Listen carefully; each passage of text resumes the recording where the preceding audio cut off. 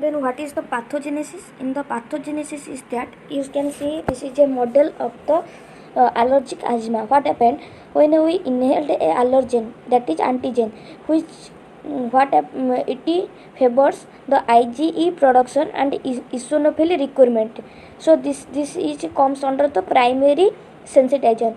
So you can see the difference between sensitization to allergen and which causes allergen triggered asthma. So how can you can understand from this figure, and this figure shows the pathogenesis of allergic asthma. So you can see below the picture, upper picture shows the normal airway pathway.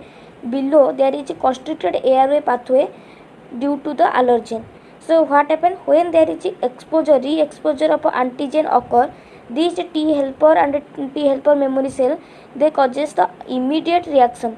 What happened? There is the antigen induced causes cross linking. So you can see the antigen may be the pollen or anything which becomes the cross link with IgE receptor which present on the mast cell, which normally present in the airway pathway.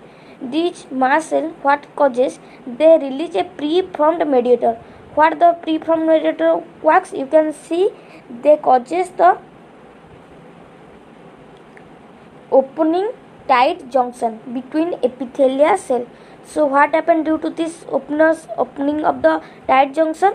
The antigen can then enter the mucosa to activate the mucosal mast cell. So it enters to the you can see the mucus, then basement epithelium, then basement membrane, then lamina propria, circular, then longitudinal, then smooth muscle, glands, and lastly cartilage is present. So what happened? Those antigen now enter to the mucosa enter the mucosa to activate the mucosal mast cell. So that what happened? More and more secretion occur, eosinophil and additional mediator are secreted. They collectively either directly or via neuronal reflex. Which neuron? Vagal neuron. So they causes the bronchospasm, that is increased vascular permeability. Why vascular permeability occur? Due to the mediator release, which causes vascular permeability increases and which leads to edema or swelling occur. Okay, that is vasodilatation, vascular permeability increases, then leads to edema occur due to the leukotriene, one type of mediator released by the membrane phospholipid during the mast cell when get degranulation due to this signal transduction pathway by the antigen antibody cross linking. So these causes vascular permeability increase, which leads to mucus production and recruit additional mediator releasing cell from the blood. So additional mediator now enters from blood to that place.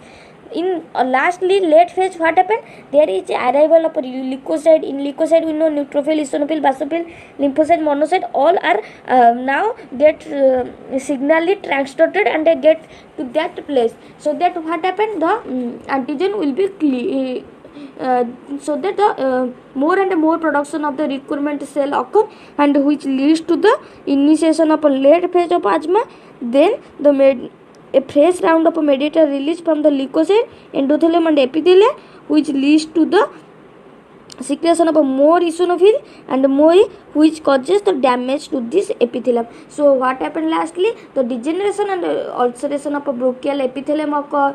There will be mucus overproduction of a mucus occur, and which we can see status asthmaticus, where continue non-interval asthma occur, and mucus contain Crossman spiral with charcot leaden crystal. You can see in grossly in the sputum. So these things are happen due to this endothelial injury or damage.